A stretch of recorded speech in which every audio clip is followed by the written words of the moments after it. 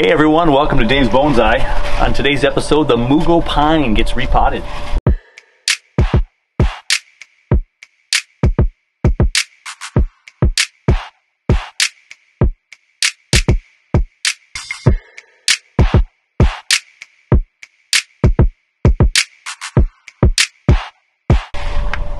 It's the first weekend in April, and the wind has finally gotten below 5 miles per hour for an average sustained speed. So, sun's out, it's a great spring day. We're going to tackle the Mugo Pine today. As you can see, it's still in my nursery pot find. We've got all the tags discounted.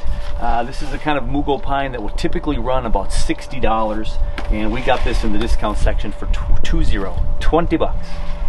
So this is specifically a snow mound Mugo Pine. And I kind of liked it.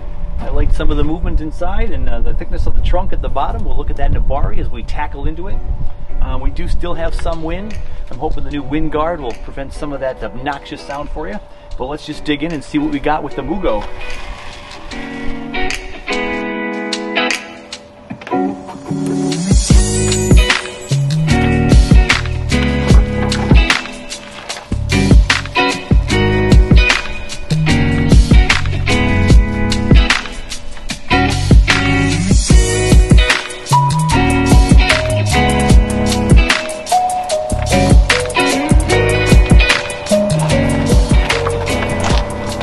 Just starting to tease away the dirt on the Mugo Pine. I do have a story about the Mugo, not this particular one, but the reason I've been on the lookout for one is because a couple of years back I found a fantastic Mugo Pine. Had a great trunk, great movement on the tree, all the things we're looking for. And when I went to repot the tree, it was about this size. And it had so much roots over here, and I decided to go ahead and take the saw and cut it in half. But what I didn't realize is when I cut it in half right here, most of the feeder roots were from here down that swooped back up, and so they were growing from this part here down, nothing up in here. So I'm going to take my time this year. We're going to go through all of this soil. We're going to find exactly where the feeder roots are stemming from, and then we'll make our cuts at the very end. So we'll work out the soil for a while, and we're going to have much better luck with this Mugo. I can feel it already.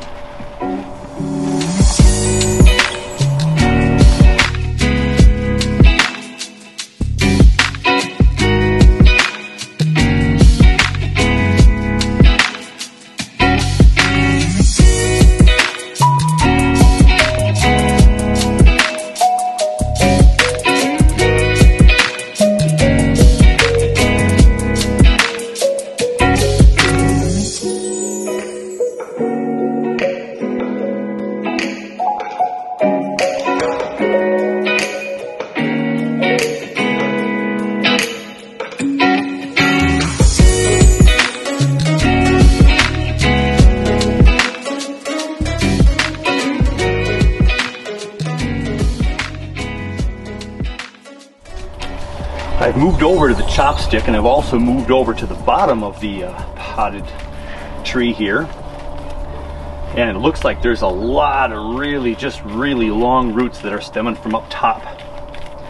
So unlike the last Mugo Pine that I worked on, that had the big taproot that went way down and all the roots were growing down low, I'm going to be able to cut a lot of these roots right now. And I know they're going to go all the way up towards the top. This thing is just absolutely loaded with roots. And there's not a whole lot of stuff in the center, so it's not taproot. It's really a lot of ramified, smaller feeder roots. Just a ton of them. As you can see, we're just dripping in roots. So we'll keep plugging it away.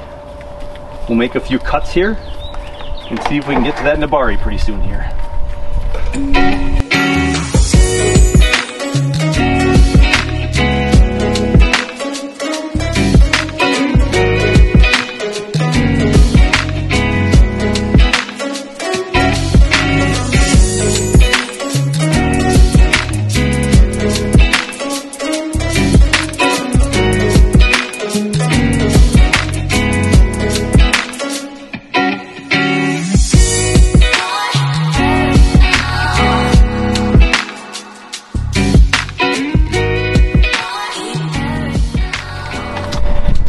to a point where we're going to have to start taking a little more care into what we're pruning off. What I'm discovering with this Mugo pine is there's just so many roots, and so many of them just go all over the place and tangle with one another. So you may have a root over here that's actually connected way over here. So though I don't want to bare root this Mugo pine here for this first repot, I do want to get a sense of what kind of roots I can trim back and we can reposition, because there's a root right here. This root right here is coming from right here and growing back over this way. So if I pull it out, look at that. But it's growing up. We don't want an upgrowing root. I'm going to cut that one right off. So there's a lot of weird growing roots on this one. So what I really want to do is I want to try to get the best radial root pattern at the bottom of my pot, spread out these roots, and then the next time we go to transplant this and repot it, we'll have an easier time of getting more of the original dirt out of there, and we'll be able to spread out the roots even more. But look at this chunk right over here to this side. As I untangle all that, it's still 4, 5, 6, 7 inches of root that I know I'm not going to need. So they're just tucked in, super long. And again, we'll keep some of this stuff because I don't want to completely go too hog wild. But we have to get rid of some of this volume for sure. I have 2 pots to choose from for the Mugo pine. I do have the pot that all my tools were in for a while, and there's plenty of room to grow, and that would work right there. Now we've got this super rectangle shape bonsai pot. A little bit of delicacy in these little fake indents here, a little extra design. This is a plastic training pot. But then I also have a collection of these deeper ovals that I think might fit the round Mugo look really quite nice. And that's the pot size right there, because the roots have room to grow, not too big. Now we do have about a 2 to 3 inch girth of the trunk, and we have about a 3 to 4 inch pot, so this is a pretty good size right here.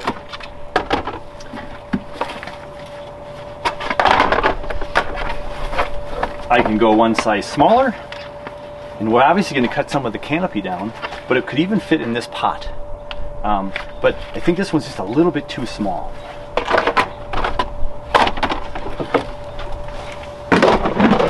So I think the medium to medium large oval here is going to be the winner for this Mugo pine. I like the roundness of it, the round canopy and the round pot. I like how they play together really well. And then we'll have to figure out what kind of front and all that kind of stuff we're going to do with this tree.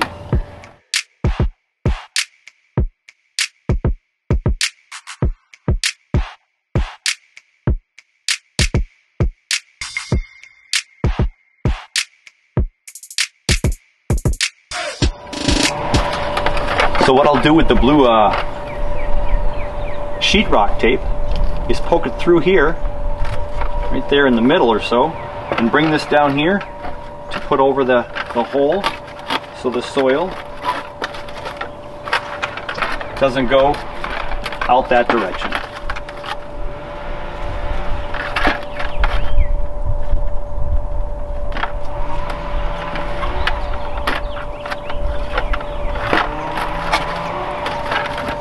Too much jostling around would make this make the soil go through these big holes at the bottom, so they're good for drainage, but not good for that bonsai soil, keeping it from escaping.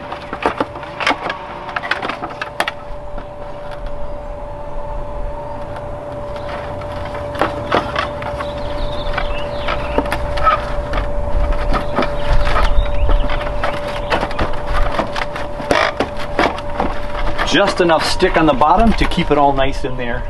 We got all that in there. These can move around pretty well. That's what's nice about this sheetrock tape, is it's flexible. So a couple of videos ago when I was tying down the wire, you get some of that buckling of the mesh, and then soil can fall through there. But now we're going to be good.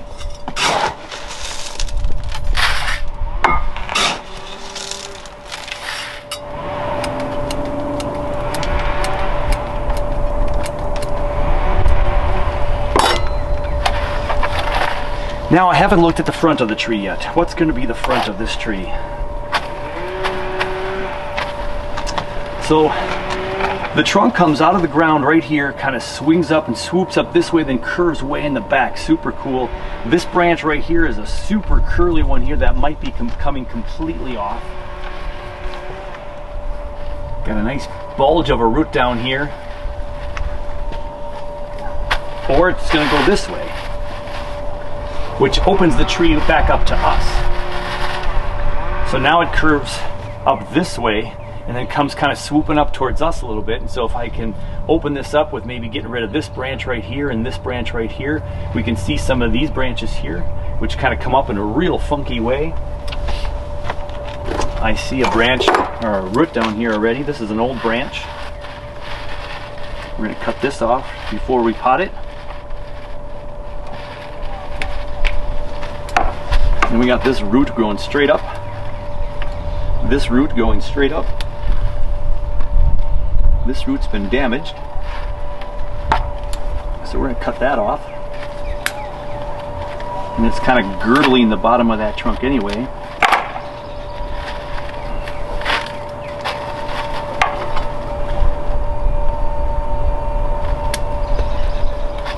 So this is kind of a weird structure right in here. I don't know how big that root is, but it's growing really wonky. But I'm a little too afraid to take off too much of this mugo from that last thing that happened to me 2 years ago.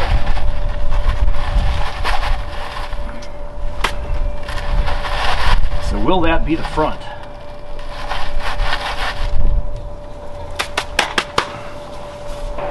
Stepping back, taking a look at that, that looks kind of fun. A lot of movement in there. And that's kind of fun too, but we'd have to get rid of this branch right here. But then we have all this nice movement up here. And it does swoop back and then come back towards the audience there. I don't know which one I like better. And this is one of those trees where it's going to look good from either side perhaps. I think this comes too much at the face of us right here. So this side, if we take this guy off right here, it'll be a big eyesore at first, but it'll heal in time. I think I like that.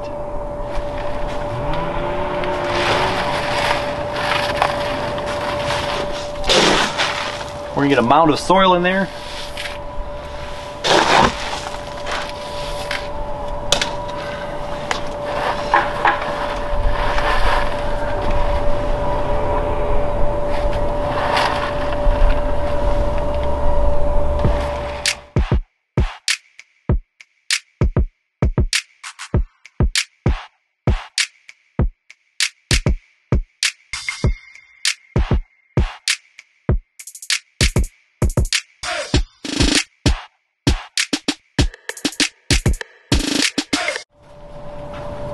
I got a little bit more concentration of pumice and lava rock in this pine, this Mugo pine, a little bit less akadama. A lot of the pines don't like to sit in water, so we're going to make sure we have a well-drained soil. We'll get this thing in the sunshine. Most pines are liking your great amount of sunshine. We won't put it in full sun yet because of the repot. I'll put it in partial sun underneath my other pine tree in my yard. It'll get some sun, some nice warmth this weekend with highs in the 70s for 3 days in a row.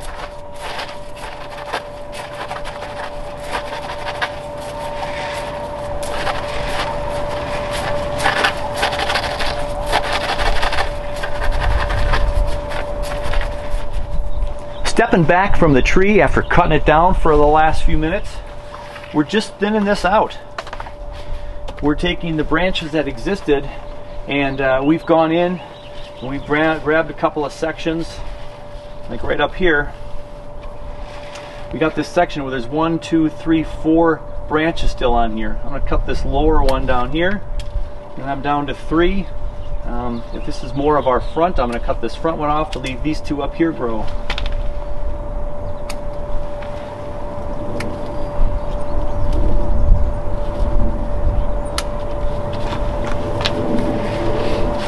So going through, see what we can take out so we don't have future whirls. Where there was 4 or 5, we've gotten down to 3. There was 3, 4.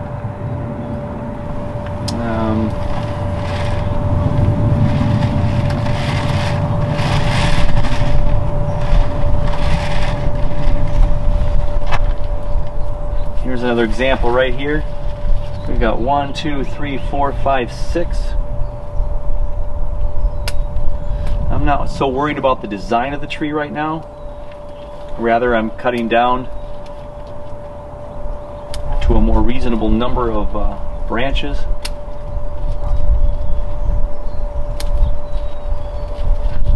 I got 2 here now, with 1 back here as a backup in case that doesn't go through.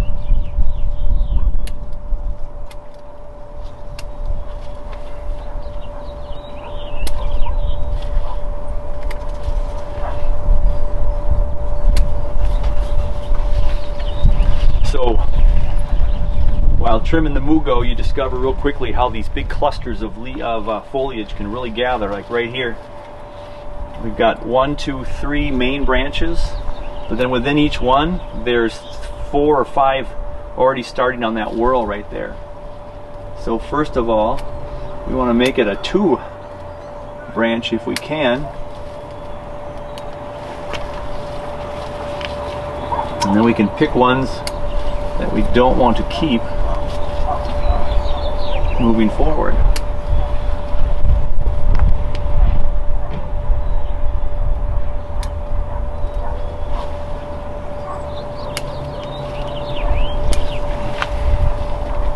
So this one was sending out a whole bunch of shoots right there. And on this side, now we're down to the 2 sides with 2 or 3 shoots here on either one of those. Thin that out a lot as well.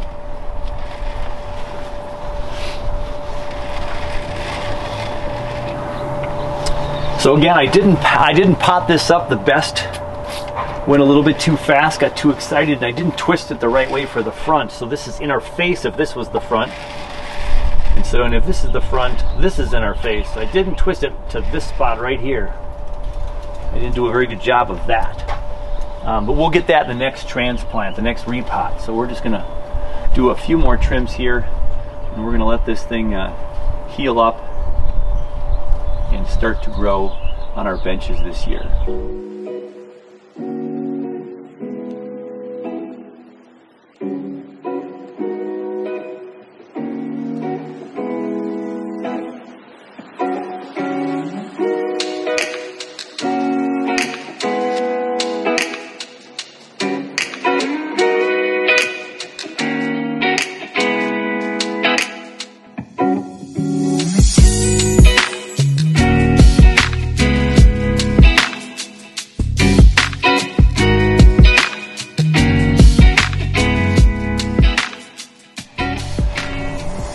This could be trimmed up next year to make this more the front. So we'll see how this grows. It is an oval pot, not a round one. If it was round, any side could be the front. We have a couple options for the future. But we'll let this recover, grow. It'll be super exciting to see what we can do with this tree in the future. Mugo pine, again, in the nursery where I shop, this tree this size would have been over 60 bucks. This was in the discount rack for 20. Lush, full of life, a lot of growth late in the year, last year, even when I just kept it in my yard. And now we're ready to see what it can do in a bonsai pot. That's going to do it for another edition of Dave's Bonsai. Thank you so much for watching. Click like, subscribe if you haven't. And we got plenty more to do, so we'll be seeing you real soon. Take care, everybody. Take care of your bonsai, and we'll catch you on the next one.